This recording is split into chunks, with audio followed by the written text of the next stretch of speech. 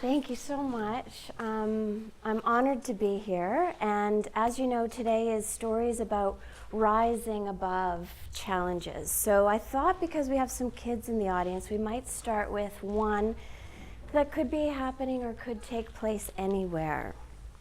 And so I might need a little bit of assistance. Do you guys think you could help me a little bit?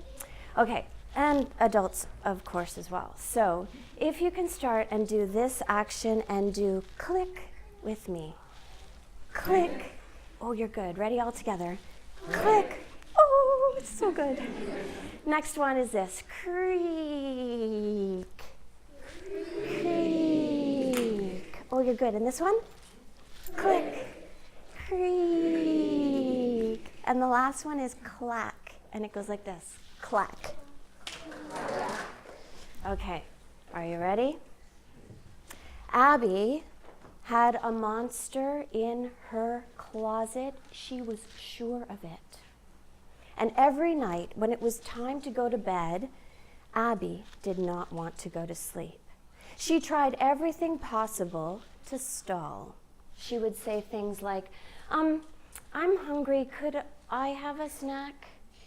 Or she would say, my pajamas are itchy.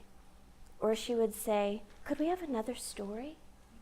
But sure enough, the time would come when her mother and father would say, good night, Abbey. And then the light would go click, and the door would go creak, and the latch would go clack, and the sounds of that monster would always come back. Abbey would be so still in her bed, but if she moved a muscle and the bed went squeak, that monster would go. Ooh. And if Abbey went eek, that monster would go scratch, scratch, scratch, scratch. And if Abbey went oh, that monster would go bang, bang, bang. And Abbey couldn't contain herself. She was so scared. She would yell, Mom! Dad! There's a monster in my closet! And her mother and father, they would come running. And then the latch would go clack. And the door would go creak. And the light would go click. And her mother or father would say, Abbey, what is it? There's a monster in my closet. I am sure of it, she would say. And so, of course, her mother or father would go over to the closet. They would open the closet. They would look in the closet. Was there a monster in the closet? No. So they would say, Abbey, go to sleep. And then the light would go click, and the door would go creak, and the latch would go clack. But the sounds of that monster would always come back. Abbey would be so still, but if she moved a muscle and the bed went squeak, what would that monster do? Ooh.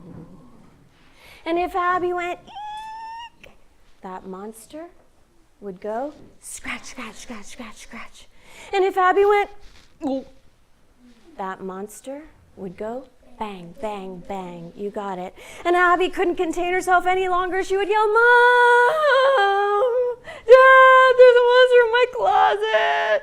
And of course, they would come running, and the latch would go clack, and the door would go creak, and the light would go click. And her mother and father would say, Abbey, what is it? There's a monster in my closet. I am sure of it, Abbey would say. And of course, they would go over to the closet door. They would open up the closet door. They would look in the closet. Was there a monster in the closet? And finally, getting a little bit annoyed now, they would say, Abbey, go to sleep. And then the light would go click, and the door would go creak, and the latch would go clack. And the sounds of that monster would always come back. Abbey tried especially hard not to move. And as she was trying hard not to move, she had an idea. Maybe grown-ups don't have eyes for seeing monsters. Maybe she was going to have to figure this out herself. So she reached beside her bed and she pulled out a flashlight and she turned it on with a click.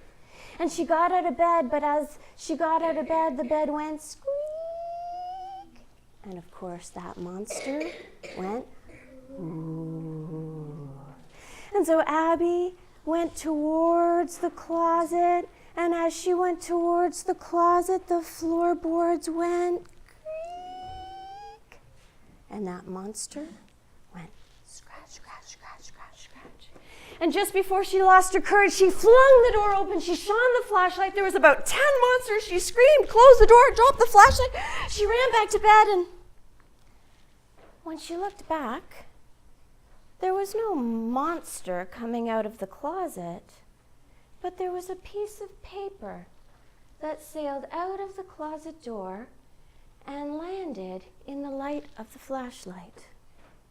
Well, how did a piece of paper make all that sound? She thought. So she went over. She grabbed that flashlight and she walked towards the door, but as the floorboard went squeak, that monster went ooh. But this time, that ooh didn't sound like a scared ooh, but sounded more, or not like a scary ooh, but more like a scared ooh. How would you say ooh if you were actually frightened, if you were scared? Ooh.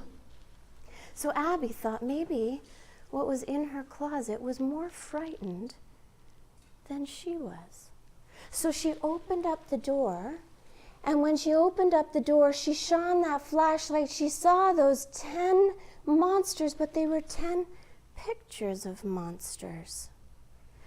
There was a monster with a long nose, long ears, and a long chin, and long fangs.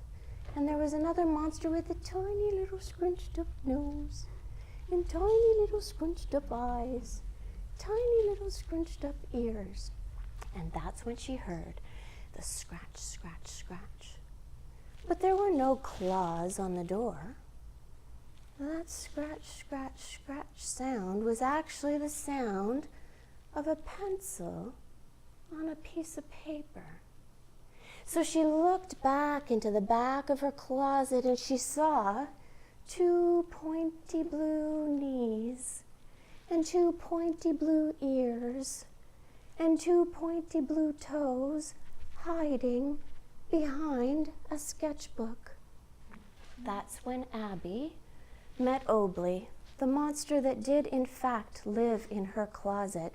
Obley was horribly afraid of humans, and in order to make himself feel better, he drew pictures of everyone he knew.